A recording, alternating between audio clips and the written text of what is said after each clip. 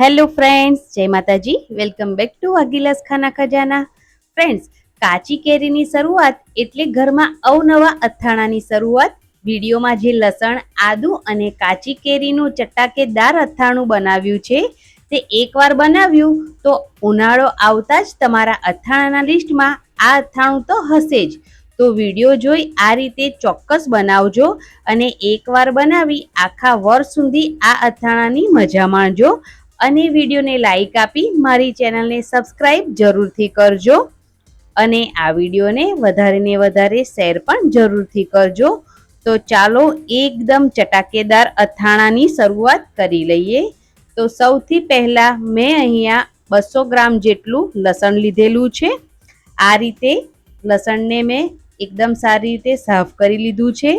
આ અથાણું બનાવતી વખતે જે કળી બગડેલી હોય તે બિલકુલ નથી વાપરવાની. એકદમ જે તાજું લસણ હોય, જેમાં બિલકુલ ડાઘ ન હોય તે રીતનું જ લસણ લેવાનું છે. તો મેં અહીંયા તે જ રીતનું લસણ લઈ લીધું છે. 50 ગ્રામ જેટલું આ લસણ મેં એકદમ ઝીણી કળીને અલગ કરી છે અને તેની સાથે મોટી કળીને આ રીતે ઝીણી સમારીને લઈ લીધી છે. તો કુલ લસણ મેં અહીંયા 250 ગ્રામ જેટલું લીધેલું છે. હવે તેની સાથે મેં અહીંયા 100 ગ્રામ જેટલું આદું લીધું છે. તો આદુની છાલ કાઢી અને તેને આ રીતે સરસ એકદમ મોટી સાઈઝમાં કટ કરી લીધું છે.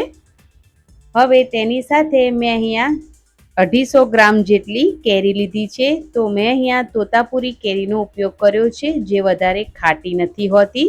તો મેં અહીંયા બધી સામગ્રી લઈ લીધી છે. તેને એકદમ સારી રીતે છાલ કાઢી અને કટ કરીને રેડી કરી લીધી છે.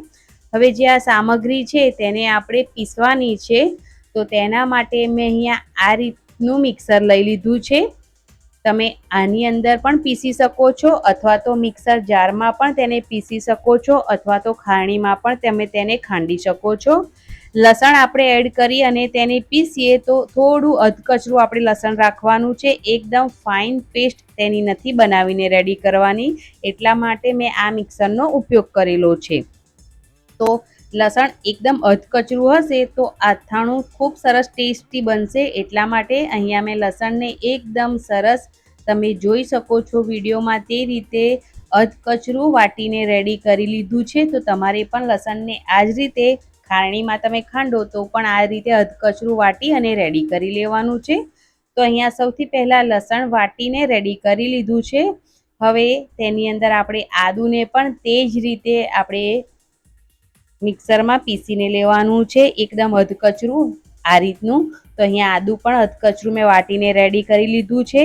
હવે તે જ મિક્સરમાં આપણે કેરીને પણ એ જ રીતે એકદમ અધકચરી વાટી અને રેડી કરી લઈશું. તમે મિક્સર જારમાં આ પ્રોસેસ કરો તો પલ્સ મોડ પર ઓન ઓફ કરીને આ બધી જે સામગ્રી છે તેને પીસીને રેડી કરી લેવાની છે. તો અહીંયા જે બધી સામગ્રી છે તે બધી સામગ્રી એકદમ અધકચરી પીસાઈ અને રેડી થઈ ગઈ છે. તો ચાલો હવે અથાણું બનાવી લઈએ. તો તેના માટે મેં અહીંયા 2 વાટકી જેટલું સિંગતેલ ગરમ કર્યું છે. સિંગતેલ ગરમ થાય એટલે તમે તેની અંદર થોડી હિંગ એડ કરી શકો છો. મારી પાસે હતી નહીં એટલે મેં નથી એડ કરી. તમારે ચોક્કસથી થોડી હિંગ એડ કરવાની. ત્યાર પછી જે આપણે અધકચરું વાટેલું લસણ છે તેને એડ કરી દેવાનું. ગેસની ફ્લેમ અહીંયા આપણે મીડિયમ જ રાખવાની છે અને મીડિયમ ગેસની ફ્લેમ પર આપણે લસણને કૂક કરવાનું છે.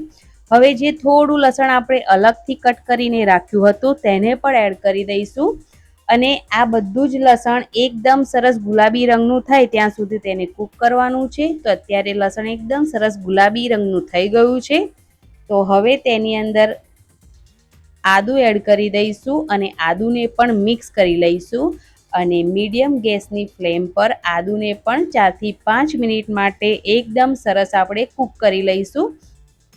તો અહીંયા 4 થી 5 મિનિટ જેટલો ટાઈમ થઈ ગયો છે અને આદુ, લસણ બધી જ વસ્તુ એકદમ સારી રીતે કૂક થઈ ગઈ છે. તેલ પણ છૂટું પડી ગયું છે. તો હવે આપણે ગેસની જે ફ્લેમ છે તેને આપણે બંધ કરી દેવાની છે અને ગેસની ફ્લેમ બંધ કરી અને આપણે આ કઢાઈને ગેસ પરથી નીચે ઉતારી લેવાની છે. અને જે આ મિશ્રણ છે તેને આપણે થોડું આ રીતે ચમચીની મદદથી ઠંડુ કરી લેવાનું છે. એટલું બધું ઠંડુ નથી કરવાનું. આપણે હાથેથી અડી શકીએ તેટલું ગરમ રહેવા દેવાનું છે, એકદમ ઠંડુ નથી કરવાનું. તો અહીંયા થોડું જે આ મિક્સર છે તે ઠંડુ થઈ ગયું છે. ત્યાર પછી જે આપણે પીસેલી કેરી છે તેને એડ કરી દેવાની છે અને આ મિશ્રણ સાથે એકદમ સારી રીતે મિક્સ કરી લેવાની છે. તો તમારે ધ્યાનમાં એ રાખવું કે જ્યારે પણ તમે આ બધી વસ્તુ પીસો ત્યારે બિલકુલ પાણીનો ઉપયોગ નહીં કરવાનો. કોઈ પણ વસ્તુ તમે ચમચી બી અંદર એડ કરો તો તે પાણીવાળી ન હોય તેનું ખાસ ધ્યાન રાખવાનું. હવે અહીંયા થોડા મસાલામાં સ્વાદ પ્રમાણે મીઠું ઉમેરીશું, અડધી ચમચી જેટલો હળદર પાવડર ઉમેરીશું, અહીંયા સંભાર મસાલો ઉમેરીશું અડધી વાટકી જેટલો. તેની સાથે મેં અહીંયા કાશ્મીરી લાલ મરચું અને તીખું લાલ મરચું મિક્સ કરીને ઉમેર્યું છે. તમે જે પ્રમાણે તીખાશ ખાતા હોય એ પ્રમાણે તમારે મરચાંનું પ્રમાણ એડ કરવાનું છે, અથવા તો તમે નોર્મલ કાશ્મીરી લાલ મરચુંનો ઉપયોગ કરીને પણ આ અથાણું બનાવી શકો છો.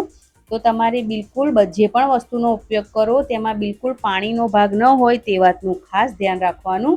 હવે આ જે મિક્સર છે તેને એકદમ સરસ આ રીતે હલાવતા જઈશું અને ઠંડુ કરી લઈશું. આ મિશ્રણ એકદમ સરસ ઠંડુ થઈ જાય પછી તમારે કાચની જે કન્ટેનર આવે તેની અંદર ભરીને તમે વર્ષ સુધી આ અથાણાને સ્ટોર કરી શકો છો. પણ મેં કીધું એમ ધ્યાનમાં એ જ વાત રાખવાની કે પાણીનો ભાગ બિલકુલ ન હોવો જોઈએ. જે પણ વસ્તુનો ઉપયોગ કરો તેને એકદમ સારી રીતે ધોઈ અને સાફ કરી લઈને જ તેનો ઉપયોગ કરવાનો. અને જ્યારે પણ તમે આ અથાણું કાઢો ત્યારે ચમચી એકદમ પૂરી હોવી જોઈએ. તો આ રીતે કાચના કન્ટેનરમાં ભરી અને તમે તેને વર્ષ સુધી સ્ટોર પણ કરી શકો છો. એકદમ ચટાકેદાર અથાણું બનીને રેડી થઈ ગયું છે. તો તમે ચોક્કસથી ટ્રાય કરજો. એરટાઇટ કન્ટેનરમાં ભરીને રાખશો તો વર્ષથી પણ વધારે આ અથાણું તમારું બિલકુલ નહીં બગડે, એકદમ સરસ રહેશે અને તેનો ટેસ્ટ પણ બિલકુલ નહીં બગડે. તો આ રેસીપી બનીને રેડી થઈ ગઈ છે. મેં અહીંયા તેને કન્ટેનરમાં ભરી લીધું છે. તો આ રેસીપી તમારે જરૂરથી ટ્રાય કરવાની છે અને આ રેસીપી તમે ટ્રાય કરો તો તમારા અનુભવો કોમેન્ટ બોક્સમાં જરૂરથી જણાવજો. આ રેસીપીને વધારે ફ્રેન્ડ્સ અને ફેમિલી મેમ્બરમાં જરૂરથી શેર કરજો. અને તમને મારો વિડીયો જોઈને મારી મહેનત થોડી પણ પસંદ આવી હોય તો ચેનલને સબસ્ક્રાઈબ કરજો, લાઈક કરજો. Thanks for watching. આવજો.